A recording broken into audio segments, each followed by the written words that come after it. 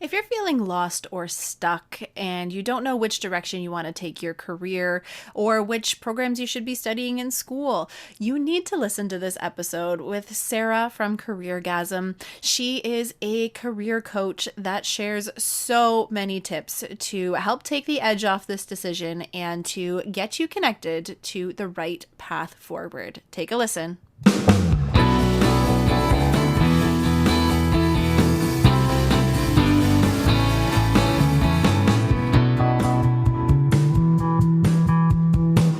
Welcome to the Gap Year Podcast, where we explore the who, what, where, when, and why of gap years. It's real people sharing their stories, ideas, and experts diving deep into how you can make the right decisions in order to have a meaningful gap year. This is the place to be no matter where you are on your gap year journey. I'm Michelle Dittmer, your resident gap year expert. Let's jump right in.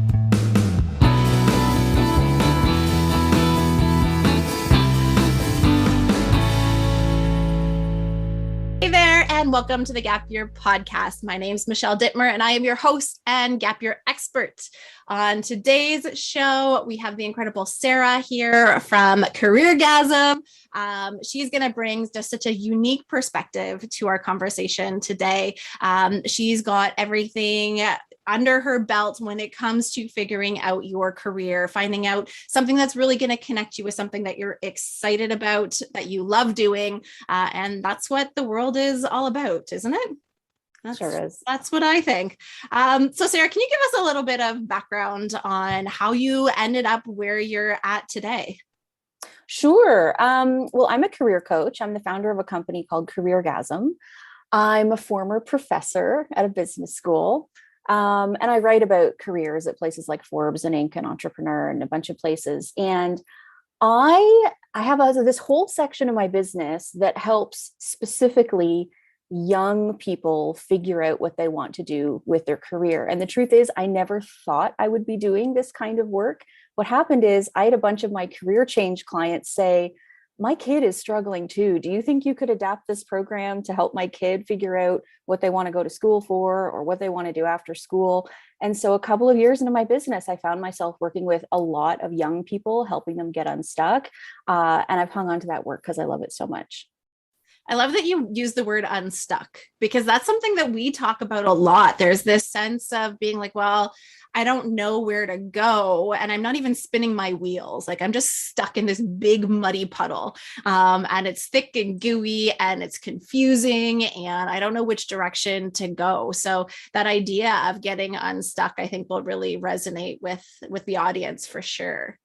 Yeah, I mean, it's a word I use a lot with my folks of all ages because, truly so many people out there, like, we want to feel clear about what we want. We want to have a path. And when you don't know what you want, or when you're afraid of making the wrong choice, you do feel really, I mean, sometimes not even sometimes stuck. I would say sometimes paralyzed is a more accurate description of that feeling.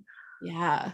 And I like that you touched on the fear of making the wrong decision, because I think that's something that we've created this really strong narrative that you have to have it all figured out, that there's one path to happiness and success. And I know in my experience that that's not true, but that fear of going down a path that isn't going to lead to the final destination, for some reason, a lot of young people and their parents too have that same idea. So I'm wondering if you could touch on that a little bit, that fear of making the wrong decision.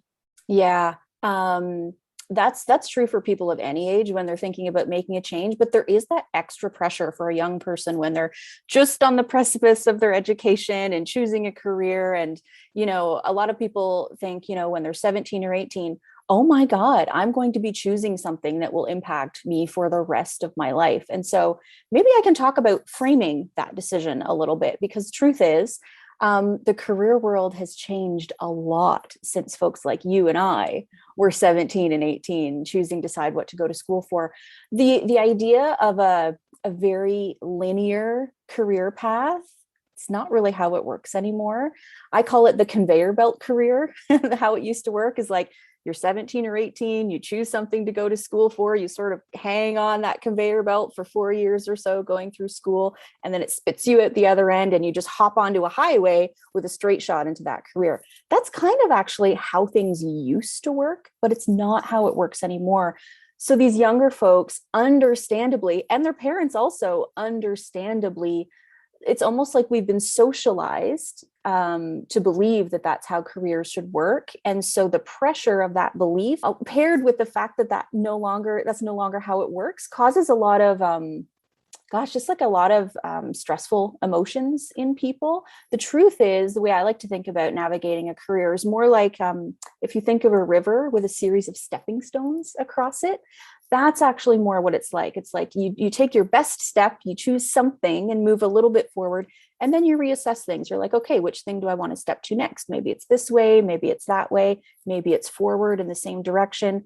And it's sort of navigating step by step instead of knowing your exact GPS coordinates and knowing how to get there. Because the truth is, there are very few careers that require you to have a very specific degree or diploma or training to get to that career. I always tell my clients, sure, there's careers where you go in the front door, but there's also lots where you go through the basement, the attic window, the side entrance. There's lots of different ways to get to where you want to go. I agree 100%. I have a degree in biology chemistry. That's not even what I'm doing, not even close. Yeah. And I always encourage young people to do a survey of the adults in their network and say, just go talk to 10 people, ask them what they went to school for and what career they're in right now. And the numbers, it's like not even close to 50%. Not even close. In fact, I'll give you the actual number. Oh, 75% of people do something that's different than what they went to school for. And I'll throw another crazy stat at you.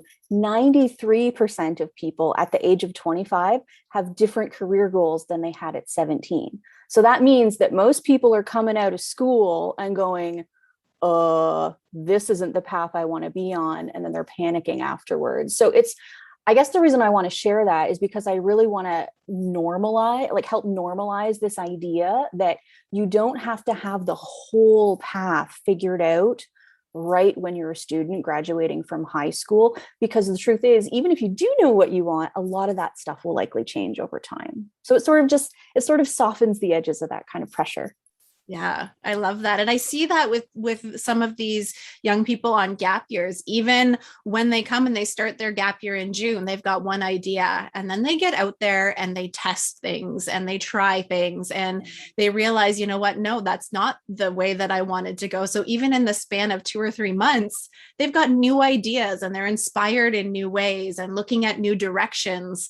And I think that that's so rejuvenating to have a stat to back that up and say, you're not way out there on a limb, that this is a normal process for you to go through. And it makes sense when you think of like brain development and you think of the exposure that you get after high school. Because in high school, you kind of know you could be a teacher, a nurse, a lawyer, a doctor, a firefighter, and like that's about it, because that's what you see. But there is so much out there. So I think that that's really great. So then as somebody who is maybe coming into those decisions, what are some of the things within their power that they should be thinking about as they're making some of those decisions to alleviate some of that stress, or to make, I'm going to use air quotes, like the best decision, because that's what people are always saying. I want to make the best decision. Yeah. They know there's no right or wrong, but they want to make the best one. So what would you advise in that situation? Yeah. So a lot of the young people I work with, their biggest source of stress actually is fear of letting someone else down. So fear of letting a parent down, or fear of choosing something that, maybe a guidance counselor or a teacher has lovingly suggested might be a good fit for them, but there's just something in them that feels like, I don't know if that feels right. Or they just feel like a sick feeling in their stomach when they think about moving in that direction. And so a lot of the people I help have this, it's not even necessarily just figuring out what they want. It's also parsing out how to handle the various unsolicited opinions around them, often from very loving, well-intentioned people, but it adds this extra layer of pressure to the decision about which direction to go in. And so one of the best things a young person can do for themselves is get really clear about which ideas are theirs and which ideas were given to them by someone else, with like a gentle, loving nudge. And even sometimes gentle, loving nudges are going to push you in the wrong direction. So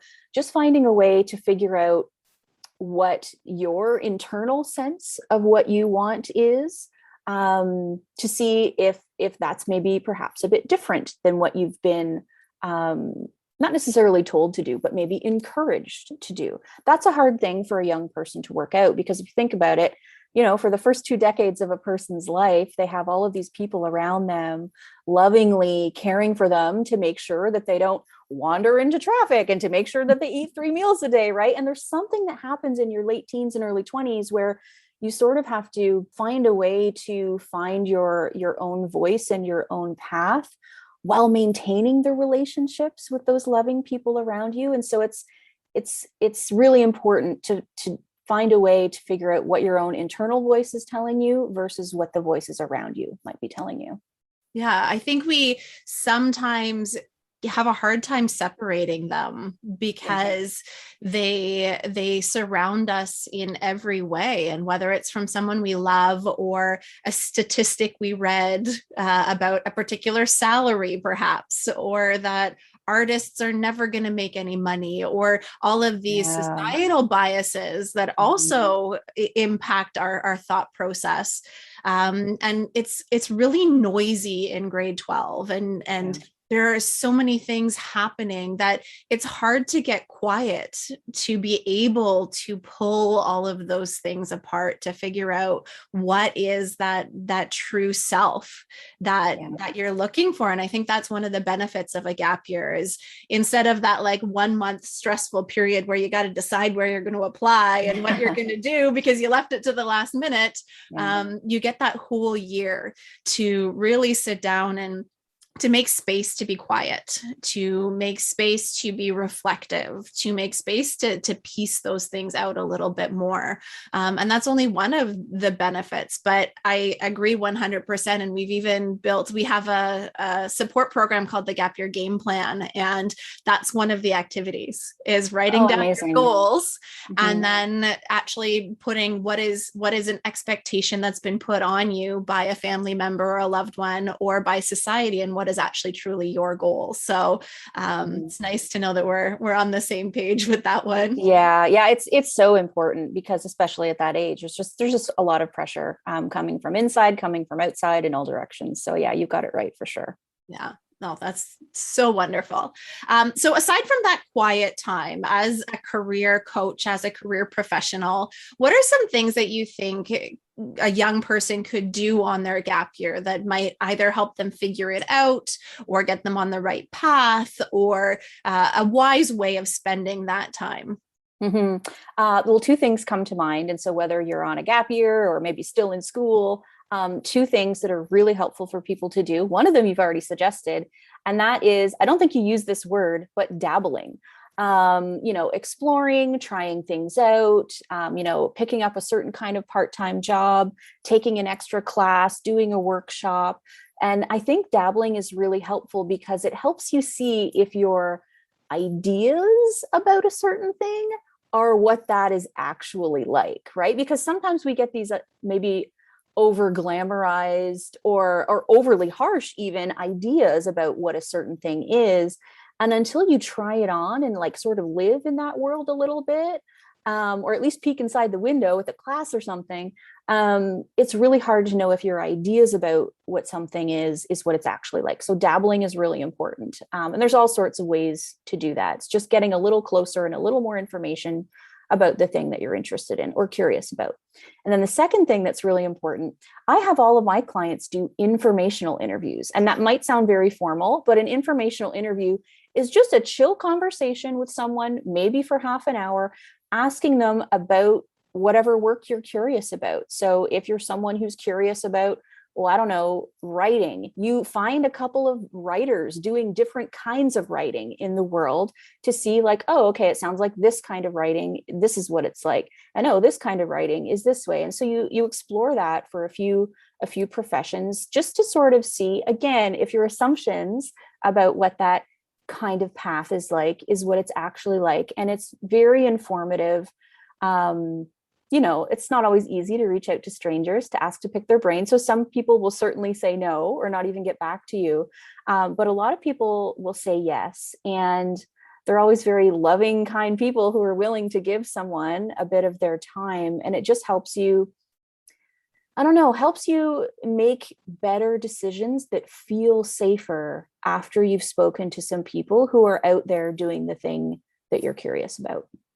Yeah, I 100% agree with that. And sometimes when I'm advising people in their gap years and their planning, we actually break it down into 1 month segments. Say, okay, for September, I want you to focus on baking. That's one of the things you want to explore. So can you take a free course in baking? Can you do 5 informational interviews with different people in different fields?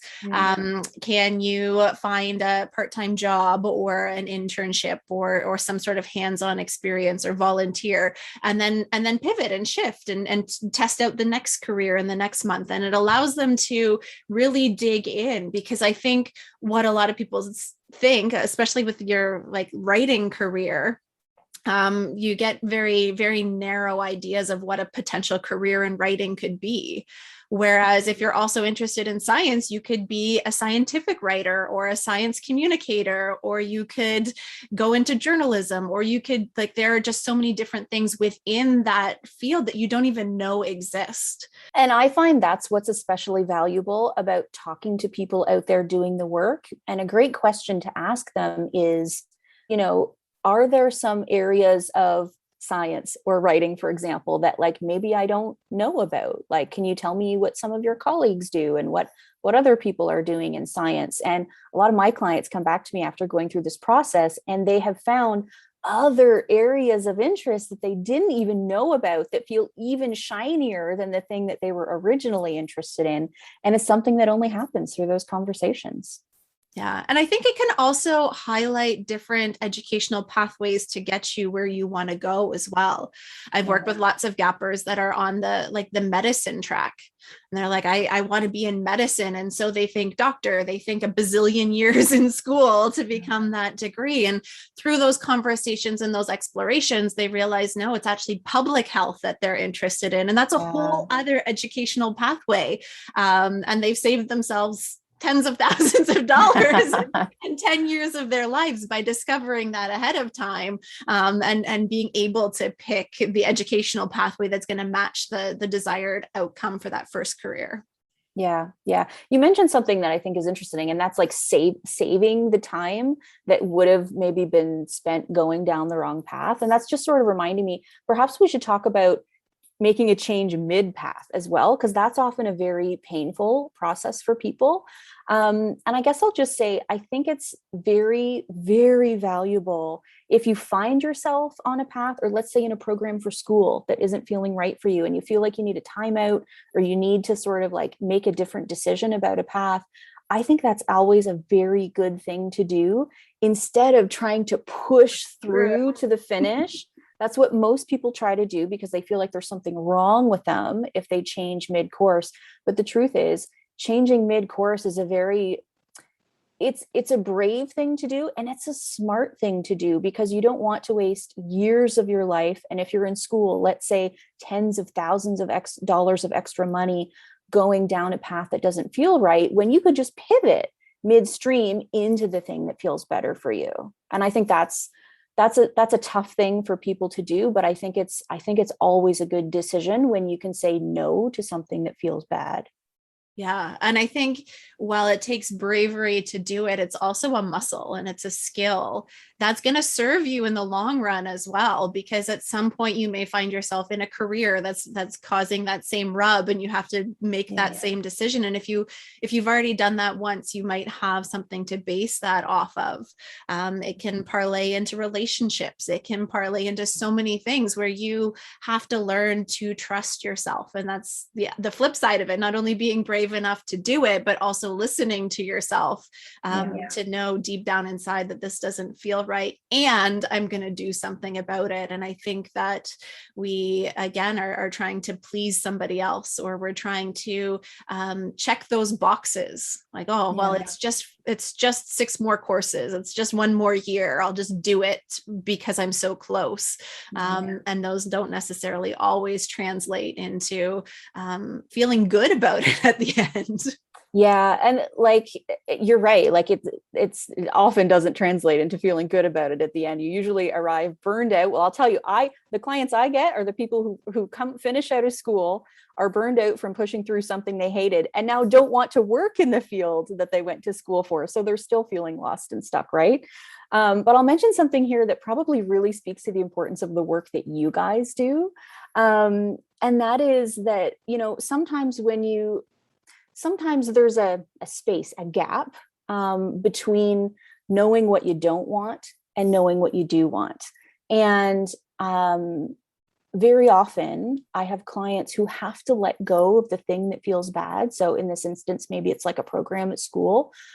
And they need a bit of time before they can figure out what feels good. And so the work you're doing with people in that gap year is so important, because sometimes you need to recover from the thing that felt painful. Sometimes you need time and space to figure out what matters to you.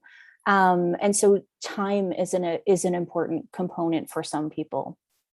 Yeah, I would agree. And I want to encourage people. Obviously, this is the work that I do, but I do it because I believe so strongly in it, that this concern about falling behind is just so fascinating to me, because people want to push forward because they don't want to fall behind, and yet they end up at the end and they're lost. Whereas somebody who proactively took that time or paused to get things figured out and sorted out, they leapfrog ahead of the people that were pushing through, because they have a better sense of who they are and where they're going. And I'll say that about 30% of the people that we work with are mid post secondary, which is a pretty significant number, or have just graduated their undergraduate degree, similar to the people that you're working with, and they just don't know what to do, or they don't know what their plan B is, or they don't know what their next steps are, and taking that intentional pause to make space and to make time and to test things out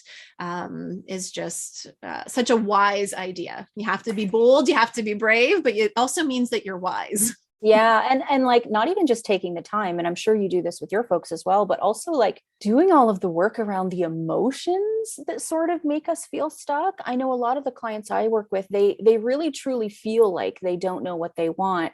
But it's interesting, as soon as we start working on the emotions, all the fears and anxieties and pressures, and sort of working through that stuff, all of a sudden sort of their desires start to sort of like bubble up to the surface, and they're no longer sort of pushing them down subconsciously. And so, time plus, doing some personal development work around thoughts and emotions is such a potent combo for getting unstuck, particularly as you're trying to figure out what you do want.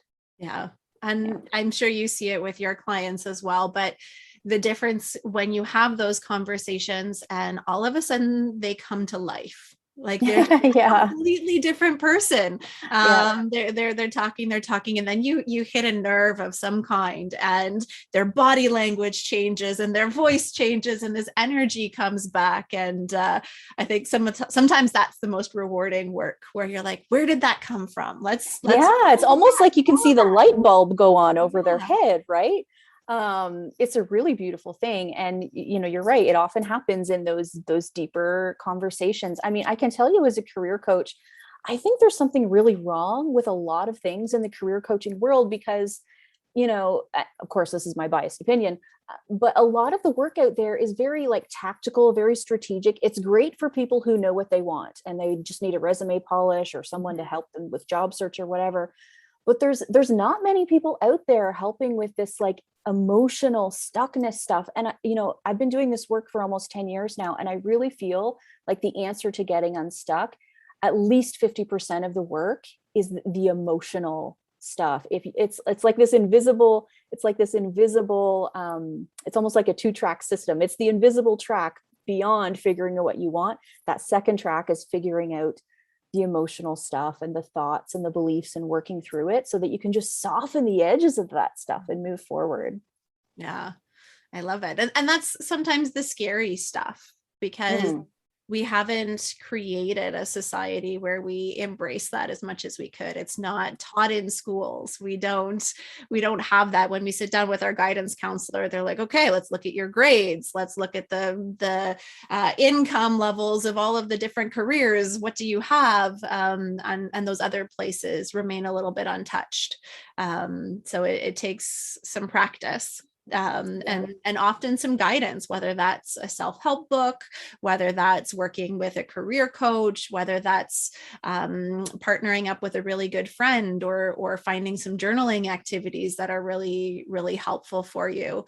But I know that I was a terrible person with reflection. It took me till my master's, where so again, like biology, chemistry person, very, very left brain, right and wrong, black and white. And my first paper in my master's was a reflection paper, and I handed it in, and they handed it right back and said, that is not a reflection paper. That is, you have to do this again. And I said, excuse me, I'm a 90 student. I hit all of the things on the rubric. And it was such an awakening for me, and really fired up the work that I do now, because if I can give that gift to somebody 10 years before I received it, that I would feel like I'm doing a good job, because it's completely changed the way that I approach life, and it's completely changed my satisfaction level with everything in my life, and just makes life a lot smoother.